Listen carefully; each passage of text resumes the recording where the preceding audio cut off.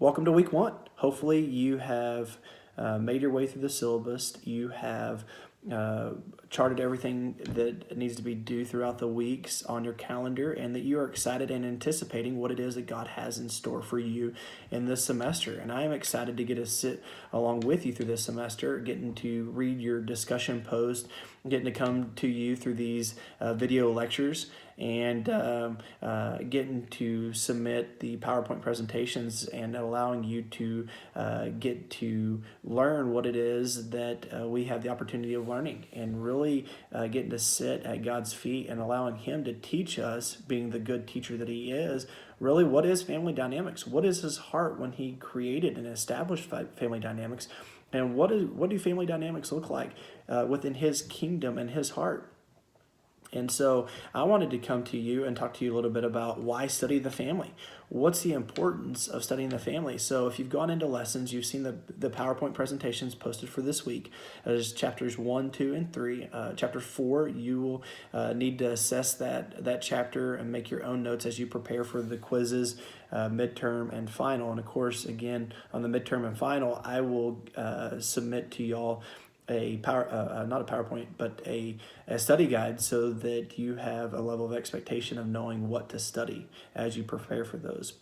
And then also you will see a phenomenal message by Pastor Robert Morris of Gateway Church on why we belong to family. And so hopefully everything that is in lessons for week one will establish that foundational measure that will help us as we continue to unpack family dynamics and what makes them healthy and what makes them unhealthy.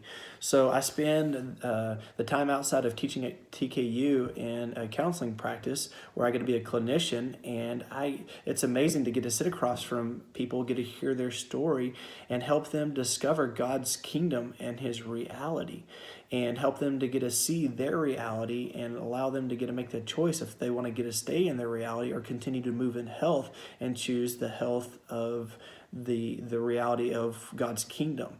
The vast majority of the issues, if you allow me to say it like that, of the people that I see typically stem from family dynamics. And the reason for that is because many of the early psychologists really truly believe, Freud, Adler, and people like that really truly believe that personality was established by the age of 5 or 6. And so if parents that have older children have not had the opportunity of discovering Jesus or discovering what healthy family dynamics look like prior to those early formative years, then you could see how those children after 5 or 6 years old, that a lot of the dyshealth, the potential of the dyshealth can just be reaffirmed through those events and life cycles. And so you can also read in many of the research today by the integrationalists, people that believe psychology, theology, and spirituality all interlock. You can read the research and their studies that they really believe around the same age. It's extremely crucial and vital to the development of the person. And so we understand this is why it's so important to study the family dynamics and make sure that we understand what is health, so that we can give it to our children and the people that we counsel and minister to. We empower them to have the greatest opportunity to create a healthy family legacy. And so this is why we do study family dynamics. The concept of family has been spoken about since the beginning of existence. You see it in Genesis, towards the end of the first chapter, where God gives us this incentive, if you will, of be fruitful and multiply.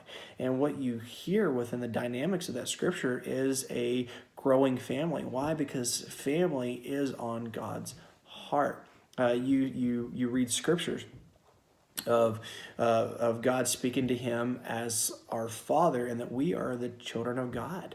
And so you see these dynamics of the family being played out in God's kingdom. And so if the family wasn't a part of God's heart, I think that God would have picked different terminology to equate us and Himself. But He didn't, and as a result of that, it allows us to get to see His heart, and hopefully us being called believers, the opportunity of unpacking His heart in our family, so that people, our children and the people that we minister to, have the opportunity of getting to see Him through the lenses of health.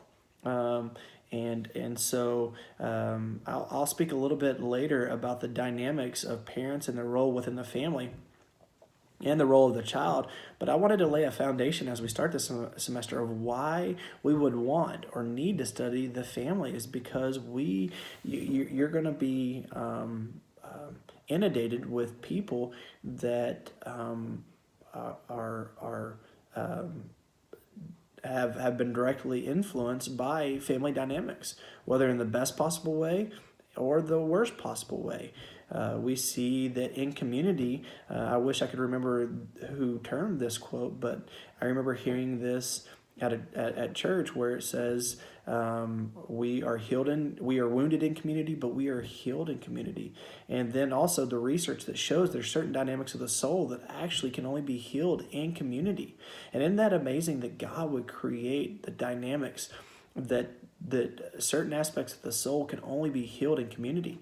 And when Jesus arrives on the scene in the Gospels, could he have done it on his own?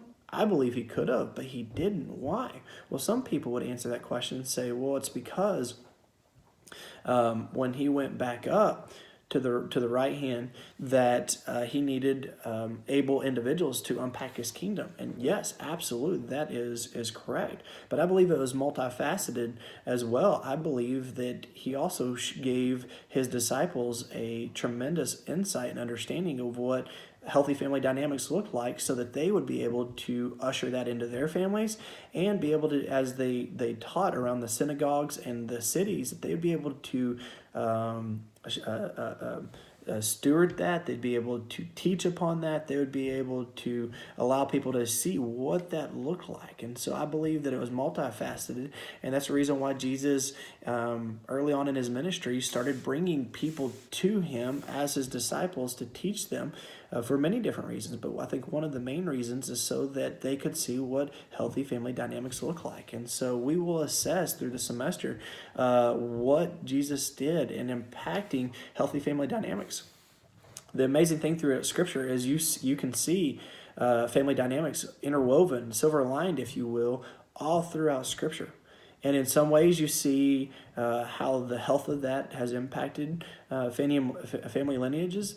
But you also see in times where the unhealth of that impacts the family to a tremendous degree.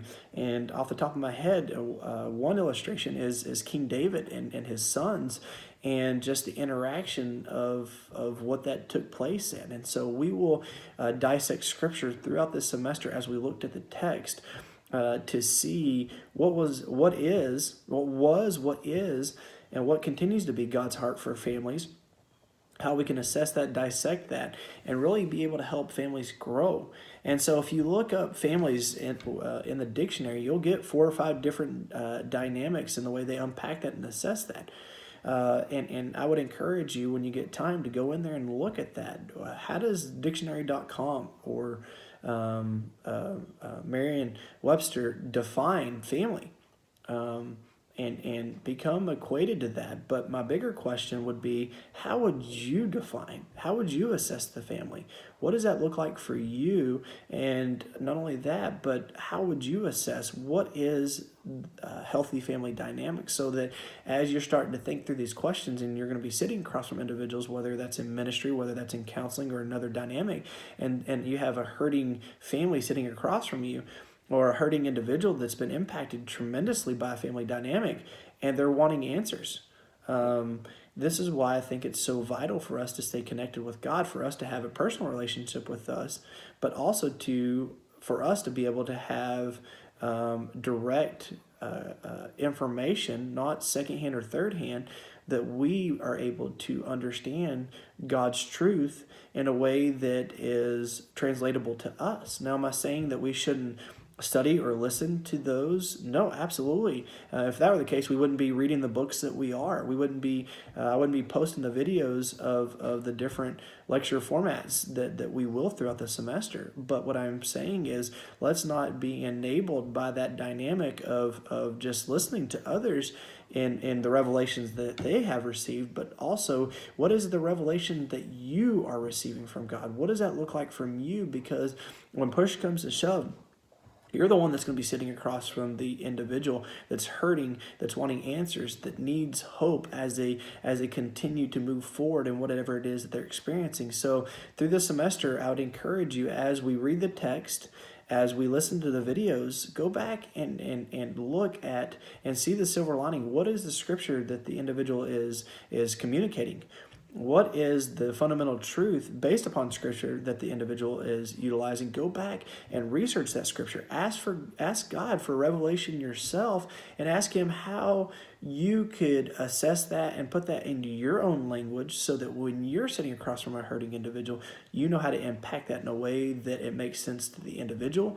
But if they need further clarification, you know how to clarify that, and you don't have to go back to a source, but the source, who is all truth. So I look forward to coming to you with our discussion for week 2's lecture, and I hope you have a great week, and may the Lord bless your first week. God bless. Thank you.